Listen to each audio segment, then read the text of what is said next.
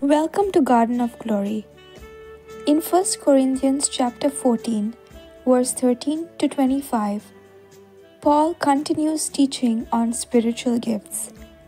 But now he speaks about clarity, because worship is not just for believers. Sometimes an unbeliever walks in, and what they see and hear matters. Will they feel confusion or conviction? Will they encounter noise or the presence of God? कोरिंथकारांक पयलें पत्र अवेस्वर 14 वळी 13 ते 25. त्या पासत जी कोण एके विचित्र भाशेन उलोयतात ताणें आपूण सांगतात ताचो अर्थ दिवचो ओरगूण मागचो. कित्याक हांव एके विचित्र भाशेन प्रार्थना करीन जाल्यार म्हजो आत्मो प्रार्थना करता पूण म्हज्या गिन्यानाक आदावना. म्हणटोच कितें म्हज्या आत्म्या वरवीं मागणें करतलों आनी बराबर म्हज्या गिन्यानानूय मागणें करतलों. तशेंच म्हज्या आत्म्यान स्तोत्रां गायतलों आनी बराबर म्हज्या गिन्यानानूय स्तोत्रां गायतलों. नातर फकत तुज्या आत्म्यान देवाक दिनवासताय जाल्यार तुमचे जमातींत वांटो घेवपी चालती मनशां कशीं म्हूण तुजे दिनवासनेक आमेन म्हणटलीं.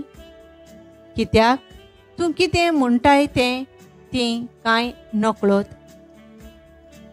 दुबावा विणें तूं देवाक बरे भाशेन दिनवासताय, पूण त्या दुसऱ्या मनशांच्या भावार्थाच्या जिविताक घोटाय मेळो ना.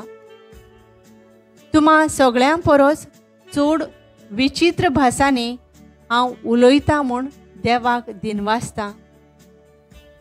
तरी भावां भयणींचे सोबेंत शिकोण दिवचे पसत म्हज्या गिन्यानान चारूच उतरां उलोवन हांव खुशी जातलों आसलों. भावां भयणीनो, बुद्दीन बाळका सारकीं जावं नाकात, पूण विकोटायेन सारकीं बाळकां जायात. बुद्दीन वाडलोलीं मनशां जायात. सोमुर्तींत अशें बरयल्लें आसा. परक्या भासांनी आनी विदेशांच्या ओंटांनी हांव हे परजे कडेन उलयतलों, आनी तरी आसतना तीं म्हाका कान दिवची नात, म्हणटा सर्वेस्पर. म्हणटोच विचित्र भासांनी उलोवचो ओरगूण भावार्थ्यांक न्हय पूण अनभावार्थ्यांक एक खुणा.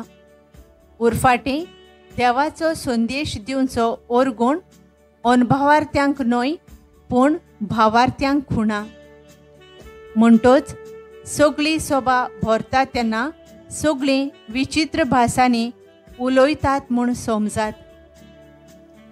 त्या वेळार भावार्थाची सारकी शिकोण नासलोलीं ओ अनभावार्थी मनशां थंय पावलीं जाल्यार तुमकां पिशें लागलां म्हूण म्हणची नात, पूण सगळीं प्रवादीपणाचो संदेश दितात जाल्यार आनी तेन्ना एक अनभावार्थी ओ भावार्थाची सारकी शिकोण नासलोलीं कोण कोण थंय पावतीत तर तीं आयकतात तितल्याय वरवीं आपल्याच अंतस्करणाची परिस्थिती तांकां तपासूंक पडटलें आनी तीं आपलीच मनसुबी करूंक पावतलीं आनी तांच्या काळजाचे गूट उजवाडा येतले.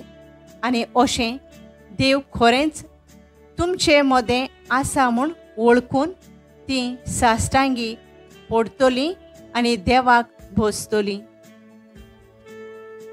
Paul says, I will pray with my spirit, but I will also pray with my mind. He is not against spiritual expression, but he insists people must understand. Because if someone enters and hears only unknown tongues, they may say, You are out of your mind. But if they hear clear words, truth, prophecy, conviction, they might fall on their face and say, God, is really among you. That's the goal. Not just supernatural power, but spiritual impact.